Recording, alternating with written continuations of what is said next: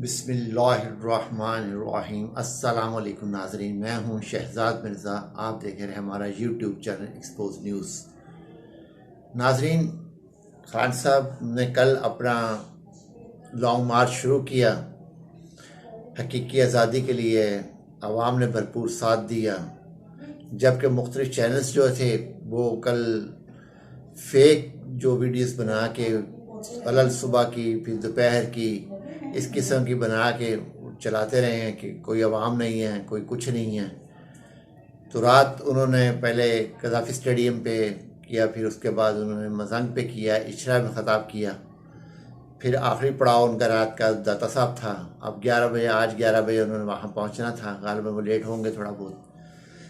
तो नाज़रीन, ये लॉन्ग मार्च शुरू होते ही सबसे पहले खुशखबरी इनको आबिद ज़ुबैरी साहब की सूरत में मिली कि सुप्रीम कोर्ट बार एसोसिएशन के एक अरसे के बाद जो है आसमान जहांगीर ग्रुप से जान छुट्टी सुप्रीम कोर्ट बार की, और आबिद ज़ुबैरी साहब पाकिस्तान तहरीक इंसाफ के जो उम्मीदवार थे वहाँ से वो कामयाब हुए। और आज जो है सबसे पहली कामयाबी जो लॉन्ग मार्च को हुई है वो आबिद ज़ुबैरी साहब की सूरत में हुई है। दूसरी अहम कामयाबी जो हुई है वो हुई है कि जो कल उन जो अनहराफ हो रहे थे, जा रहे थे पीटीआई छोड़ के, खुरम लगारी साहब, तो उन्होंने भी वापसी का ऐलान किया है कि मैं कहीं नहीं, मैं वापस पाकिस्तान तहरीक इंसाफ का ही हिस्सा हूँ, मैं कहीं भी नहीं जा रहा। तो दूसरी कामयाबी ये हुई है। पीडीएम मुकम्मल तौर पे जोर लगा रही, किसी भी तरीके से इनके जो एमपीएस हैं इस अफरा तफरी जो अभी कॉल पीडीएम और हुकूमत के लिए अफरा तफरी फैलाई हुई है, चले इसमें तो फ़ायदा उठा लें और इमरान खान की जो सूबाई काबीना यहाँ पे उसको कोई ना कोई धचका दे, मगर उसमें यह नाकाम हो चुके हैं, मुकम्मल तौर पे नाकाम हुए हैं। तो नाज़रीन, रात अभी गुजरी नहीं थी पूरी के कल रात को ही 10-10:15 बजे जो है राना सनाउल्लाह शाहज़ेब खानज़दा के प्रोग्राम में आए तो उन्होंने कहा जी ये रास्ता निकल सकता है, इमरान खान सियासतदानों वाली बात करें, इस तरह ना करें, रास्ता निकल सकता है। 9 रुकनी टीम भी तश्कील दे दी गई वज़ीर-ए-आज़म शहबाज शरीफ की तरफ से, जिसमें ख्वाजा साद रफ़ीका, याद सादिक हैं और जो हैं शायद वो एहसन इकबाल भी होंगे, और वो जो हैं स्पीकर कौमी असम्बली राजा परवेज़ अशरफ साहब भी होंगे, स्पीकर कौमी असम्बली याद सादिक साहब तो हैं ही इसके अंदर। तो 9 रुकनी टीम इन्होंने बनाई है कि जो मुज़ाकरात के लिए।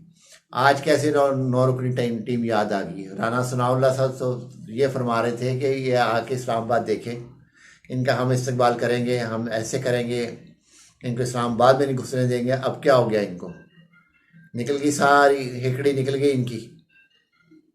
तो हेकड़ी निकलने के साथ साथ नाज़रीन, इनका सबसे बुरा, इसको शिकस्त तो नहीं कहा जा सकता, बहरहाल बड़ी अच्छी बात है, हुकूमत की जानिब से मुस्बत कदम है ये वाला जो इन्होंने मुज़ाकरात का निकाला है। ये अच्छा मुस्बत कदम है, इसको शिकस्त तो नहीं कहा जा सकता। इसको मुल्क की मुफाहमत और मुल्क की सालमियत, सियासी इस्तेहकाम के लिए एक अच्छी नवीद है ये। मगर आज क्यों, सवाल ये पैदा होता है, 6 माह तक मुल्क को यरगमरग बना के, आवाम को यरगमरग बना के, महंगाई में उनको झोंक के, उनको मईशत मुल्क की तबाह करके, फैक्ट्रियाँ बंद करके, सनतें बंद करके, 50 लाख से ज़्यादा लोगों बेरोज़गार करके, 3 करोड़ लोगों को मुतासिर करके, अब इनको 9 रुकनी टीम याद आ रही है कि बनाएं, सियासी में बनाएं। इससे पहले क्यों नहीं बनाई, जब खान साहब कहते रहे अपने जलसों में कि आप आओ, इलेक्शन की तारीख दो, हमारा साफ और शफाफ इलेक्शन का मुतालबा है, हमारा कोई ऐसा मुतालबा नहीं है जो गैर कोई ऐसा हो जिससे आपको कबूल ना है। हमारा एक ही एजेंडा है, वो है साफ और शफाफ इलेक्शन। मगर उस पर नहीं आई, उस पर धमकियां देते रहे। 25 मई को जो इन्होंने राना सनाउल्लाह ने किया वो उन्होंने किया। अब नाज़रीन ये देखें कि इस्लामाबाद के अंदर इस वक्त जो है लॉ एंड ऑर्डर संभालने के लिए सिंध के पास पुलिस नहीं है, बकौल वज़ीर आला के सिंध पुलिस वहाँ पे कम है, लॉ एंड ऑर्डर संभाला नहीं जा रहा। मगर इस्लामाबाद के अंदर पूरी इस्लामाबाद पुलिस, एफसी और सिंध पुलिस को बुलाया गया है कि जी लॉ एंड ऑर्डर के लिए। सिंध पुलिस किस हैसियत में आई है, वफाक के कहने पे आई है। तो वफाक ने क्या फ्री में मंगवाई है? 73 करोड़ रुपया इन पर खर्च आना सिक्योरिटी के ऊपर, 73 करोड़ रुपया, जबकि पूरा अमन है, कोई ऐसा सिलसिला नहीं है। कंटेनर का जो खर्चा है जो ला के रखे हुए हैं 1.5-2 माह से उन्होंने वहाँ पर कंटेनर सिटी बनाया हुआ है, रेड जोन को उन्होंने, और उसमें अपनी मलकियत जगाई हुई है, किला बनाया हुआ, कंटेनरों का किला बनाया हुआ है, उस किले के अंदर ये रह रहे हैं। तो जो कंटेनर का अरबों रुपए का जो बिल बनना है तो वो कौन अदायगी, वो भी इस अवाम में पड़नी है।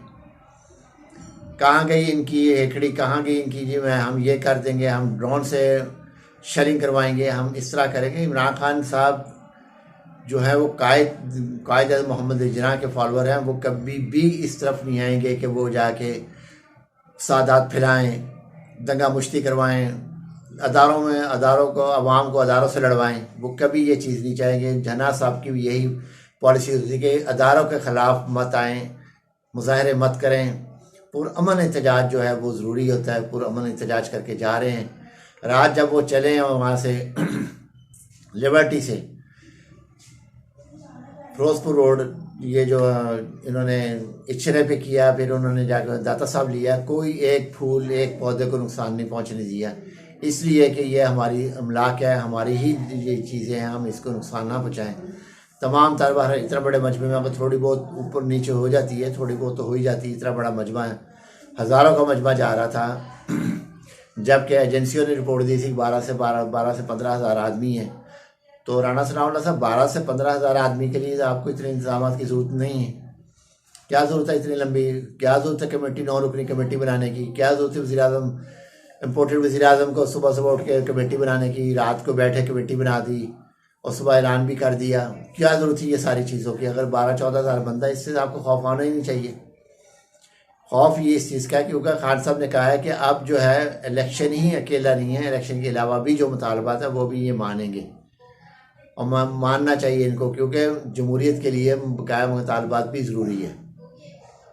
तो नाज़रीन, अल जज़ीरा टीवी ने भी बड़ी कवरेज दी है, इनको भरपूर कवरेज दी है कि इमरान खान इस वक्त पाकिस्तान का फेमस लीडर बन चुके हैं और उनके पीछे अवाम का एक जम्मे गफ़ीर आ रहा है कि जो कि इस्लामाबाद आके पड़ाव करेगा। तो हो सकता है जो सियासी पंडित हैं, माहिरीन हैं, वो यही कह रहे हैं कि इस्लामाबाद की शायद वहाँ पे पड़ाव के वक्त नहीं आएगा, उससे पहले ही मामला इलेक्शन की तारीख वगैरह जो भी इनके मुज़ाकरात हैं आपस में हल हो जाएंगे। मगर सबसे ज़्यादा जोर इस वक्त मुज़ाकरात हल करने पे दे रहे हैं और राणा सनाउल्लाह साहब दे रहे हैं, जो कि एक दादा बन के वहाँ बैठे हुए थे इस्लामाबाद में। आएगा तो मैं देखूँगा, आएगा तो हम देख लेंगे, आएगा तो हम ये कर देंगे, हम आएगा तो हमने बंदोबस्त किया हुआ है। बकौल मौलाना फजल रहमान के हकीम है, वो हकीम खुद देख लेगा इसको। तो हकीम साहब रात के घुटने टेक के बैठे हुए हैं, उन्होंने घुटने टेक दिए, मुकम्मल तौर पे घुटने टेके हैं। दूसरे अल्फाजों में ये कहा जाए कि घुटने टेक दिए उन्होंने। ना तो मरीम नवाज़ का ट्वीट है, ना कोई और ट्वीट है। रात को ट्विटर स्पेस पे आए हैं राणा सनाउल्लाह साहब, वहाँ पे आके ट्वीट किया जी, हम ट्वीट पे बात की है कि जी हम मुज़ाकरात के लिए तैयार हैं। इमरान खान सियासतदानों वाली बात करें, वो सियासतदानों वाली ही बात नहीं कर रहे, वो बात कर रहे हैं लीडर वाली। सियासतदान तो दूर की बात है, वो एक लीडर की बात कर रहे हैं कि पुरअमन मुज़ाकरात करना चाहते हैं, वो पुरअमन तरीके से मुज़ाकरात करना चाहते हैं, मुल्क के वसी तर मफाद में। अगर वो सियासतदान होते तो मुल्क में इंतशार फैलाते, मुल्क में तोड़ फोड़ करवाते हैं। जैसे अवाम उनके कहने में लब्बैक कह रही है तो इस वक्त पूरे मुल्क में अनारकी फैला देते, मगर उन्होंने एक सियासतदान के अलावा एक लीडर बन के दिखाया उन्होंने, क्योंकि वो लीडर मुल्क की सोचता है, सियासतदान अपनी सोचता है। वो अपनी बढ़ाई अपनी तादाद बढ़ाने के लिए, अपनी नई रेटिंग बढ़ाने के लिए ये सारा कुछ करता है। मगर लीडर जो है वो मुल्क की सियासत को देखता है, मुल्क को देखता है, मुल्क के अमन को देखता है, मुल्क की सालमियत को देखता है, इसलिए वो इंतशार नहीं फैलाता। तो खान साहब मुल्क को इंतशार की तरफ नहीं लेके जा रहे, मुल्क को अमन तरीके से वो लेकर जा रहे हैं और मुज़ाकरात के लिए अपना जमहूरी हक मांग रहे हैं। वो कोई गलत बात नहीं कर रहे, कोई गलत मुतालबा नहीं कर रहे। ना वो कह रहे हैं मुझे वज़ीर-ए-आज़म बनाओ, ना वो कह रहे हैं कि जी आप PTI को लेकर आ जाओ, मुस्लिम लीग को हटा दो, वो किसी के बारे में नहीं कहते। वो सिर्फ कहते हैं पुरअमन election, fair and free election हो और जो भी आए अवाम जिसे मुंतखब करें वो हुकूमत में आए, हुकूमत बनाए और मुल्क को बेहतरी की तरफ लेकर जाए। उनका कतन ये नहीं है कि मुझे वज़ीर-ए-आज़म बनाओ, उनका कतन कोई ऐसा नहीं है कि मुझे वज़ीर-ए-आज़म बनाओ। ना उन्होंने आज तक कहा है कि मुझे वज़ीर-ए-आज़म बनाओ। उन्होंने हमेशा ये कहा है इलेक्शन करवाओ, मुंतखब हुकूमत, जो मुंतखब नुमाइंदों को हुकूमत सौंप दी जाए, वो फिर मुल्क चलाएँ, पुरअमन और मुल्क की सालमियत के लिए चलाएँ। नाज़रीन, वीडियो अच्छी लगे शेयर करें, लाइक करें, हमारा चैनल सब्सक्राइब करें। शुक्रिया।